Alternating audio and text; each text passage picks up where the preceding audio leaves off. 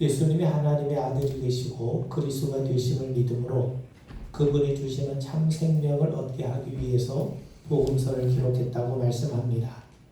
우리에게 참 생명을 주시는 분은 그리스도 예수님이십니다. 그래서 우리가 성경을 대할 때마다 성경이 궁극적으로 그리스도 예수를 드러내고 있음을 우리는 알아야 됩니다.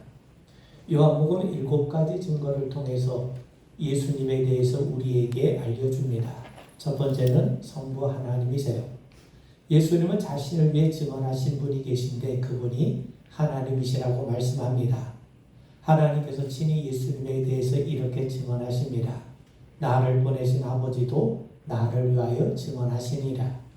또 성자 예수님 자신이 스스로 하나님을 아버지라고 부르고 계십니다. 8장 38절에 보면 나는 내 아버지에게서 본 것을 말하고 너희는 너희 아버지에게서 들은 것을 행하느니라. 예수님 자신이 스스로 하나님을 아버지라 부르고 계십니다. 그리고 예수님께서는 보혜사 성령님을 보내주실 것을 약속하시고 성령이 오시면 성령께서 자신을 증언하신다고 하십니다. 15장 26절에 보면 내가 아버지께로부터 너희에게 보낼 보혜사 곧 아버지께로부터 나오시는 진리의 성령이 오실 때에 그가 나를 증언하실 것이요. 또 16장 14절에 보면 그가 내 영광을 나타내리니 내 것을 가지고 너희에게 알리겠습니다. 성령 하나님께서 예수님이 어떤 분이신가 하는 것을 드러내신다는 거죠. 또 예수님이 행하시는 여러 이적과 같은 일들이 예수님이 곧 하나님이심을 드러냅니다. 요한복음 5장 36절에 보면 내게는 요한의 증거보다 더 큰 증거가 있으니 아버지께서 내게 주사 이루게 하시는 역사 곧 내가 하는 그 역사가 아버지께서 나를 보내신 것을 나를 위하여 증언하는 것이요. 또 10장 25절에 보면 예수께서 대답하시되 내가 내 아버지의 이름을 행하는 일들이 나를 증거하는 것이거늘 예수님의 행하시는 사역이 예수님이 어떤 분이신가 하는 것을 알려준다는 거죠. 또 구약 성경도 예수님에 대해서 증언하고 있습니다. 5장 39절에 보면 너희가 성경에서 영생을 얻는 줄 생각하고 성경을 연구하거니와 이 성경이 곧 내게 대하여 증언하는 것이다 라고 말씀하죠. 또 요한복음에는 예수님에 대해서 증언하는 다양한 사람들이 나옵니다. 사마리아 여인이 예수를 증언함에 따라 많은 사마리아 사람들이 예수님을 믿게 되었어요. 또한 나사로가 살아난 현장에 있던 자들도 예수를 증언하게 됩니다. 뿐만 아니라 예수의 제자들 역시 예수님을 증언하게 되었던 거죠.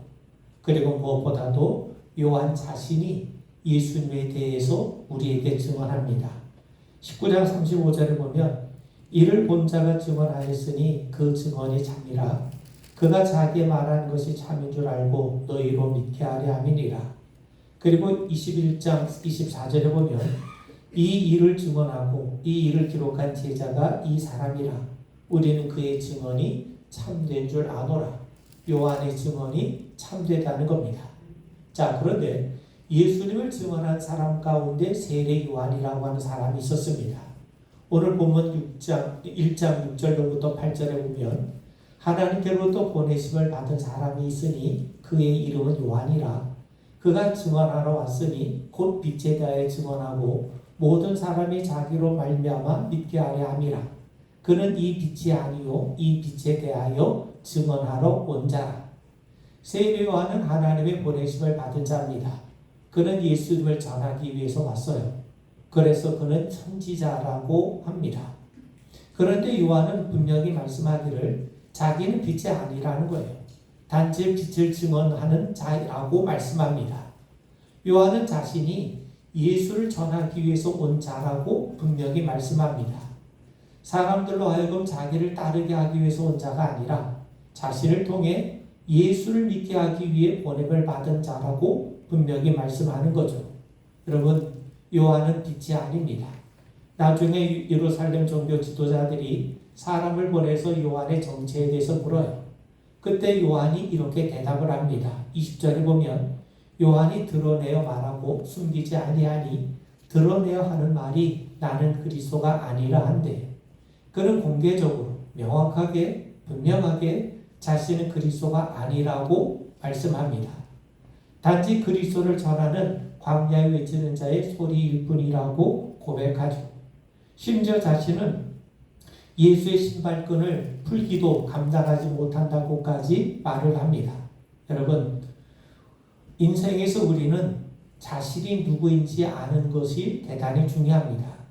우리는 하나님의 자녀요, 하나님의 백성이요, 하나님의 종입니다. 뿐만 아니라 우리는 그리스도 예수를 따르는 제자이기도 합니다. 그런데 동시에 인생에서 우리는 자신이 누가 아닌지를 아는 것도 중요합니다. 우리는 하나님께 속한 백성이지 우리가 하나님이 아니죠. 우리는 그리스도를 따르는 제자이지 그렇다고 해서 우리가 그리스도가 되는 건 아닙니다. 여러분, 넷플릭스에 보면 나는 신이다 라고 하는 그 다큐멘터리가 있습니다. 우리 사회에 극성하는 그 이단들을 실체를 폭로하는 그런 고발하는 그런 내용의 다큐멘터리죠. 자, 여러분, 우리 사회 이단이 극성하고 있지 않습니까? 명품일수록 짝퉁이 많은 것처럼 기독교가 진리이기 때문에 사이비들이 많은 겁니다. 그들은 기독교에 탈을 쓰고 우리를 유혹해요. 그래서 우리는 경계해야 되는 겁니다. 여러분, 영적인 세계는 보이지 않아요. 그래서 사이비가 많은 겁니다. 그래서 우리는 현혹되지 말아야 되는 거죠. 여러분, 예수님은 우리에게 말씀합니다. 거짓 선지자들을 삼가라. 양의 옷을 입고 너에게 나오나 속에는 노략질하는 일이라. 그들의 열매로 그들을 알지니 가시나무에서 포도를 또는 엉겅퀴에서 무화과를 따겠느냐. 양의 탈을 쓰고 오지만 그 양의 꼬리 뒷면에 있는 이리의 꼬리를 볼 수 있어야 된다는 겁니다. 열매로 그들의 실체를 바라볼 수 있어야 한다는 겁니다. 여러분, 우리가 경계해야 하는 이단의 특징이 몇 가지가 있어요.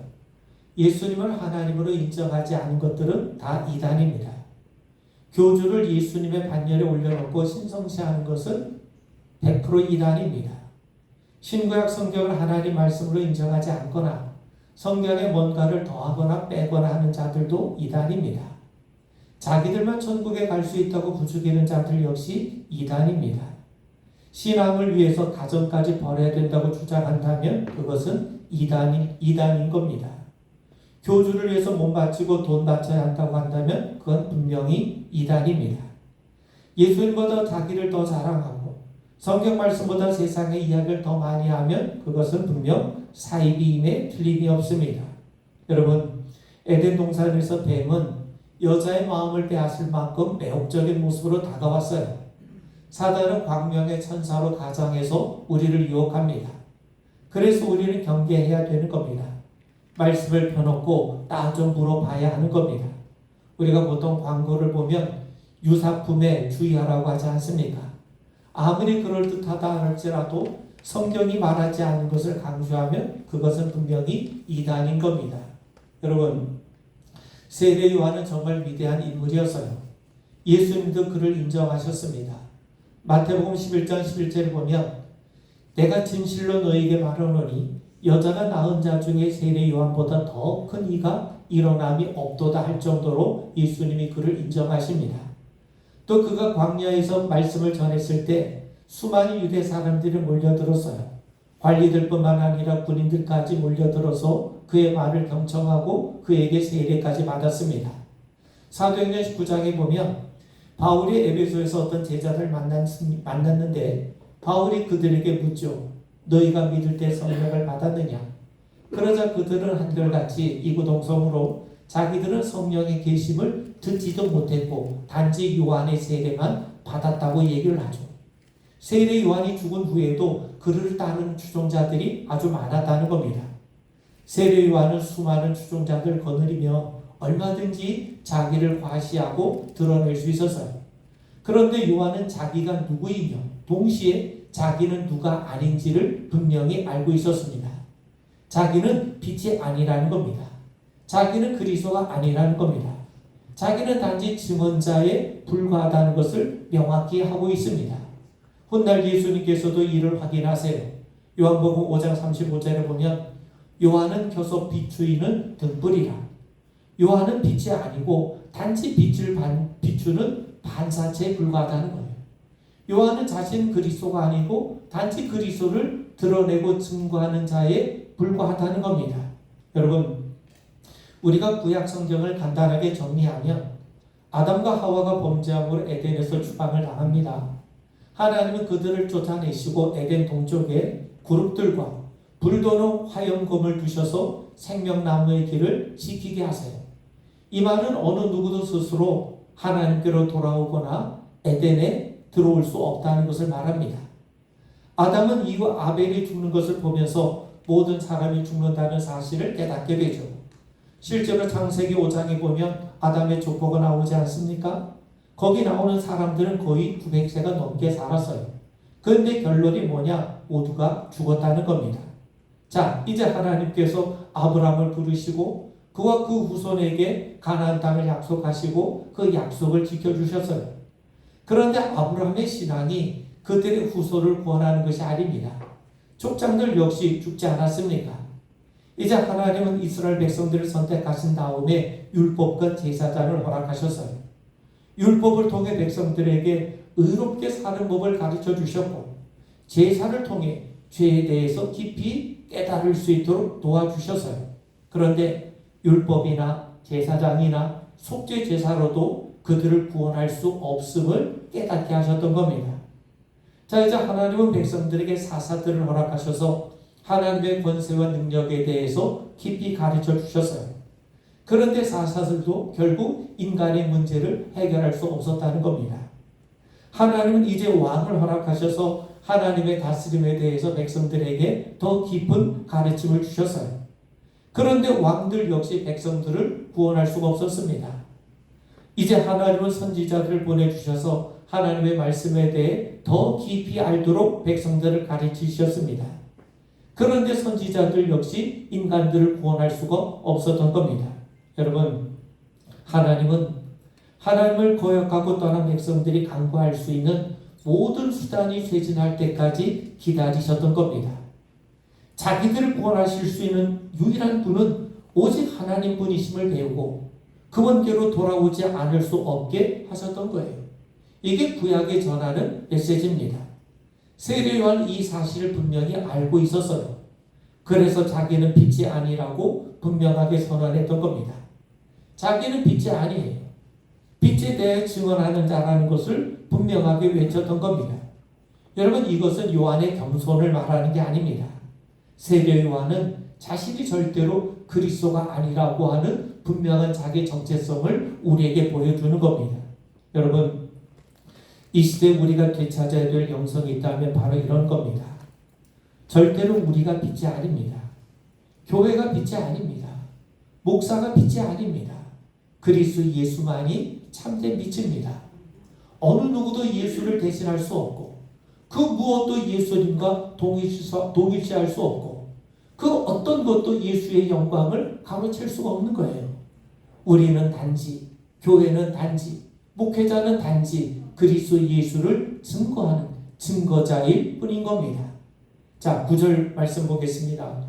참빛 곧 세상에 와서 각 사람에게 비추는 빛이 있었나니 그가 세상에 계셨으며 세상은 그로 말미암아 지은 바 되었으되 세상이 그를 알지 못하였고 자기 땅에 오매 자기 백성이 영접하지 아니하였으나 예수님이 세상에 오셨는데 몸을 입고 우리와 똑같은 모습으로 오셨는데 백성들이 영접하지 않았다는 거예요.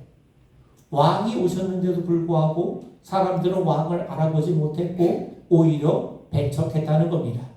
여러분, 지금 요한은 세상이 예수님으로 인해 지어졌다고 말씀해요. 예수님이 창조주시라는 거죠. 그분이 창조주시라면 세상의 주인이란 말 아니겠습니까? 주인이 자기 땅에 자기 백성에게 오셨는데도 불구하고 사람들은 주인을 알아보지 못하고 배척을 했다는 겁니다. 여러분, 우린 유대 사람들이 예수님을 배척한 것으로 알고 있지만 첫 아담이 인류를 대표하는 것처럼 사실 유대인들은 세상을 대표합니다. 그래서 유대인이 예수님을 거절했다는 것은 곧 세상이 인간이 예수님을 배척한 것과 같은 의미가 되는 겁니다. 여러분, 예수님은 왕으로 오셨어요.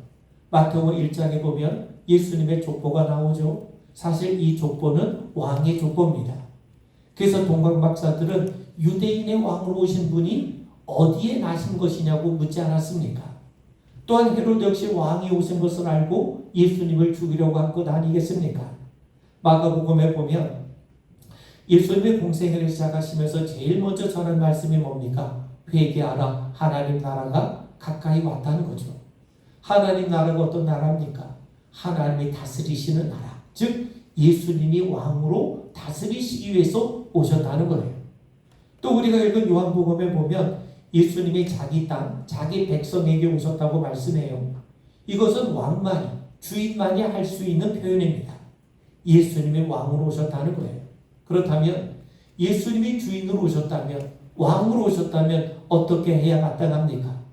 우리는 예수님을 왕으로 인정하고 경배해야 합니다. 찬양해야 됩니다.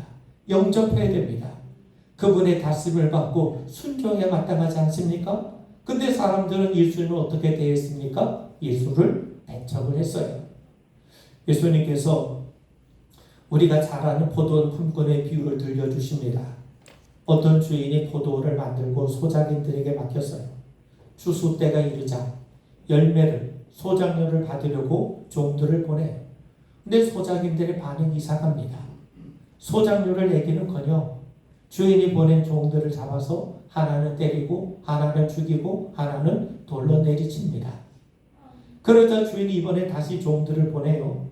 이번에도 소작인들은 처음에 온 종들과 똑같이 그들을 때리고 죽이고 돌로 치는 행위를 반복합니다. 마침내 주인은 아들을 보내기로 결심을 해요.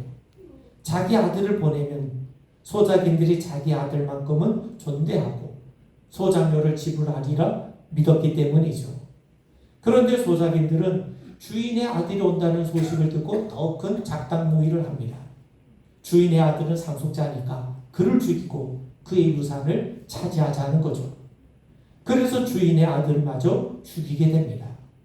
이것이야말로 주인을 노골적으로 경멸하는 처사가 아닐 수 없습니다. 예수님이 오셨을 때 세상에 보인 반응이 바로 이와 같다는 겁니다.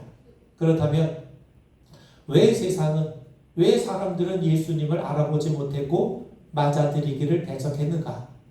요한은 두 가지를 우리에게 말씀합니다. 4절에 보면 빛이 어둠에 빛이 돼 어둠이 깨닫지 못하더라. 그리고 10절에 보면 세상에 그를 알지 못하였고 라고 말씀하죠. 그들이 깨닫지 못했다는 겁니다. 알지 못했다는 겁니다. 자, 여러분 그 의미를 좀 우리가 살펴보면 그들이 깨닫지 못하더라. 여러분 예수님은 진주를 돼지에게 던져주지 말라고 말씀하세요. 돼지는 진주의 가치를 알지 못합니다. 진주를 먹이로 알다가 먹다가 이가 부러질 뿐이죠.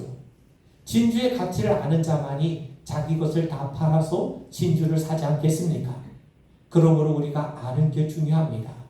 아는 만큼 보이기 때문이죠. 그래서 우리는 하나님 앞에 간구해야 됩니다. 우리의 눈을 열어서 진리를 볼 수 있게 해달라고, 그리스도 예수를 바로 알 수 있게 해달라고 하나님 앞에 간구해야 됩니다. 여러분, 바울은 예수의 아름다움을 본 자입니다. 자기가 가진 모든 것들이 예수님 앞에 한낱 배설물에 불과함을 알고 있었던 자입니다. 그래서 그는 에베소 교회 교인들을 위해서 기도하는데 하나님께서 그들에게 지혜와 계시의 영을 허락해 주셔서 하나님을 알게 하시고 부르심의 소망에 어떠한지 알게 하시고 하나님의 영광의 풍성함을 알게 하시고 성령의 베푸신 능력의 크심이 어떠한지를 알게 해달라고 간구합니다. 하나님께서 우리에게도 지혜와 계시의 영을 허락해 주셔서 예수의 아름다움을 우리가 분명히 보게 되고 알게 되고 깨닫게 하시는 역사가 있게 되기를 주의 이름으로 축원을 드립니다. 또 10절에 보면 세상이 그를 알지 못하였고 라고 하는데 여러분 여기서 알지 못했다는 말은요 몰라서 모르는 경우도 있지만 알면서도 의도적으로 모른 척 하는 경우도 있어요. 바로 이런 경우를 말합니다. 알고 있음에도 불구하고 알고 싶지 않은 거예요. 예수를 왕으로 주인으로 그리스도로 인정하고 싶지 않은 겁니다. 여러분, 우리가 부자 청년 이야기를 잘 합니다. 그는 영생에 대한 소망을 가지고 있어요. 그래서 예수님에게 찾아와서 내가 무엇을 해야 영생을 얻는지 주님 앞에 묻습니다. 그런데 예수님이 그에게 말씀하시죠. 내게 부족한 것이 있다. 내 소유를 다 팔아 가난한 사람들에게 주고 너는 나를 따르라는 거죠. 근데 부자 청년은 가진 것이 너무 많았어요.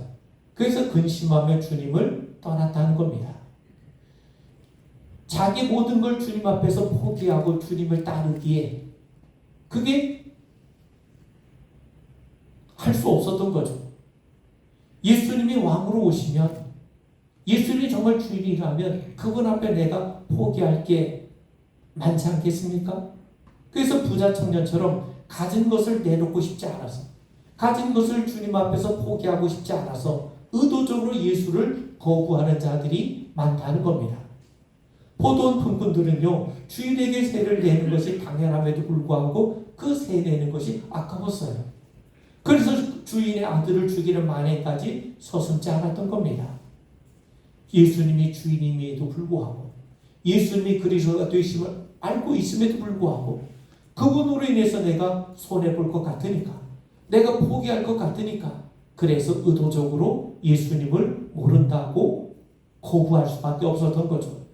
여러분, 이스라엘 백성들이 광야에 있을 때 총에서 택함을 받은 고라와 다단, 아비람을 비롯해 250명이 모세를 대적하다 하나님의 심판을 받은 적이 있어요.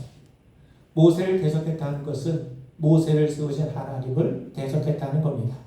하나님의 다스림에 반기를 든 거죠. 결국 그들은 대항하다 땅이 갈라지는 것을 통해 땅이 갈라져 삼킴을 당합니다. 이후 고라의 지파는 하나님께 반역한 집안으로 낙인이 찍혀서 이스라엘 사회에서 아주 수치스러운 가문으로 전락하게 되죠. 그런데 고라의 후손들은 다릅니다. 우리는 시편 84편을 잘 아는데, 만군의 여호와여 주의 장막이 어찌 그리 사랑스러운지요. 주의 집에 사는 자들은 복이 있나니 그들이 항상 주를 찬송하리이다.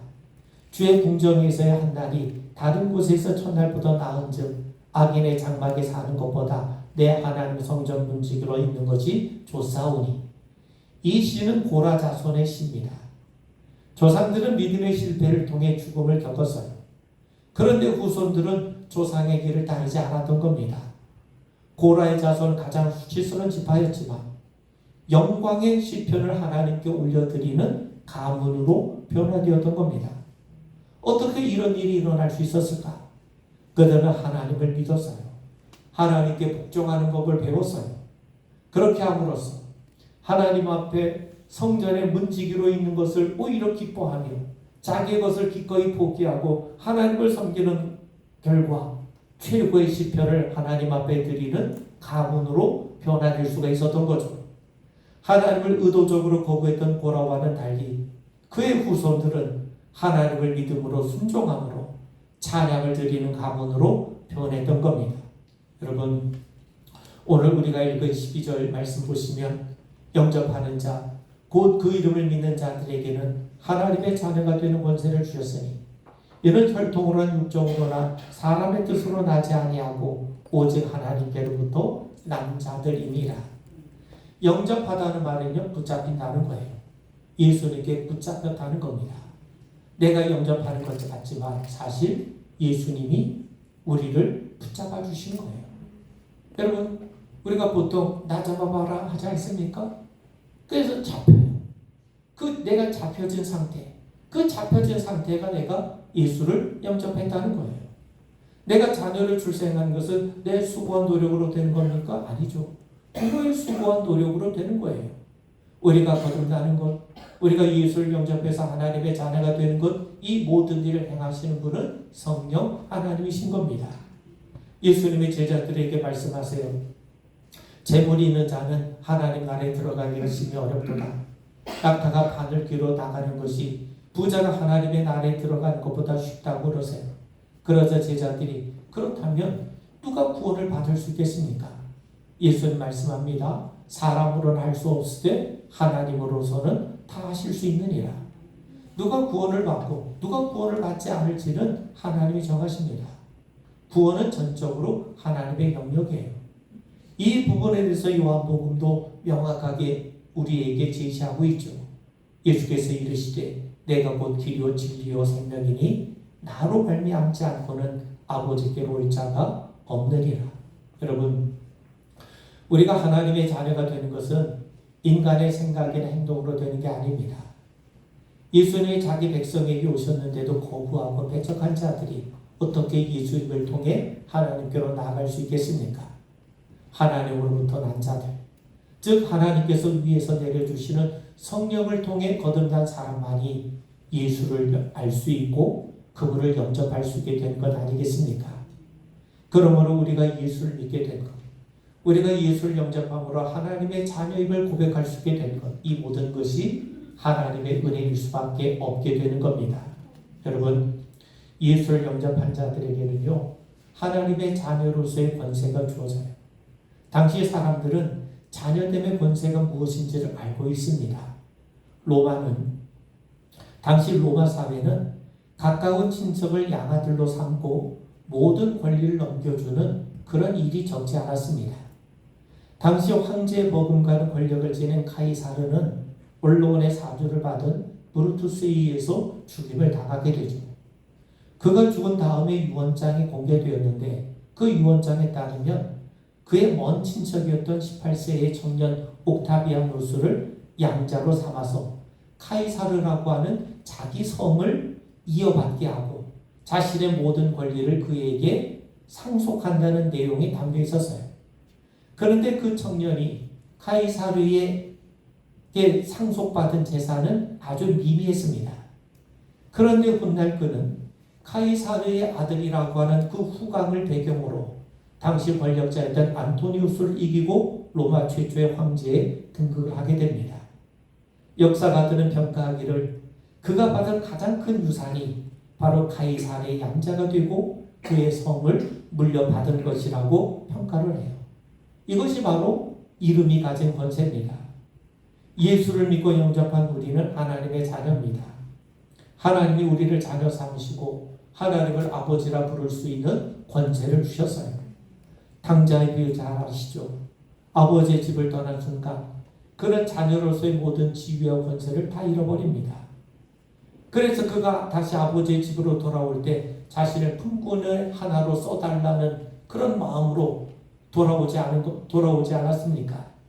그런데 아버지는 그를 품꾼으로 여기지 않았어요. 아들로 받아주었습니다. 아들로 받아들였기 때문에 금가락지를 기우고 신발을 신기고 좋은 옷으로 입혀준 것 아닙니까? 그렇다면 아들의 지위를 누가 세웁니까? 아들이 하는 게 아닙니다. 아버지가 세우는 겁니다. 하나님은 우리에게 자녀로서의 권세를 주셨어요. 권세는 뭡니까? 특권입니다. 지금부터 마음대로 살라는 게 아닙니다. 탕자처럼 살아도 된다는 게 아닙니다. 이제는 아버지의 아들답게 살라는 거예요. 이게 우리에게 주어진 특권이에요. 자녀답게 살기 때문에 자녀가 아니라 자녀이기 때문에 자녀답게 사는 권리가 우리에게 주어진 겁니다. 여러분, 바울은 우리가 그리스도 예수를 믿음으로 우리의 신분이 달라졌다고 고백합니다. 당시 고대 사회는 노예제 사회, 신분제 사회 아닙니까? 귀족과 하층민의 신분의 차이는 하늘과 땅이에요. 가난한 자, 억압받는 자는 신의 아들일 수 없어요. 그런데 초대교회는 바로 그런 자들이 하나님의 자녀가 되었다고 선언하고 있습니다. 예수님으로 인해 신분이 변변치 않는 노예와 여자들까지도 하나님의 자녀라, 하나님의 교회라, 하나님의 성전이라 부르기를 서슴지 않았던 겁니다. 여러분, 바리새인들은 혈통을 자랑하고 율법에 대한 열심도 있었고 경건하기도 했지만 그것이 구원에 이르게 하지 못했습니다. 니고데모는 부도자의 마음도 있고 겸손함도 있었지만 그 역시 거듭나지 않으면 하나님 나라를 볼 수가 없어요.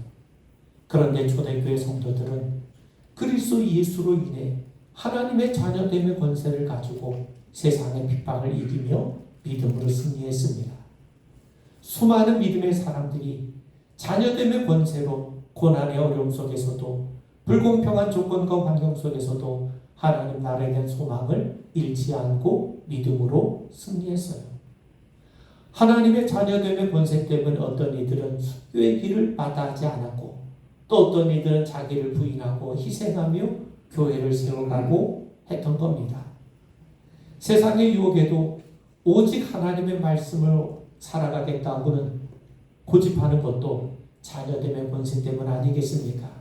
사랑하는 성도 여러분, 하나님께서 그리스도 예수를 통해 우리를 하나님의 자녀로 삼으셨어요. 우리가 자녀답게 살았기 때문에 하나님의 자녀가 아니라 그리스도의 은혜로 일방적으로 우리를 하나님의 자녀로 삼아주셨기에 우리는 이제 자녀답게 살아가는 겁니다. 우리 기도하겠습니다.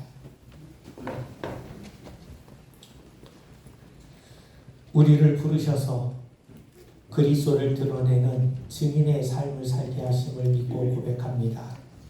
또 그리스도 예수를 통해 우리를 하나님의 거룩한 백성이요 자녀 삼으신 것을 믿습니다.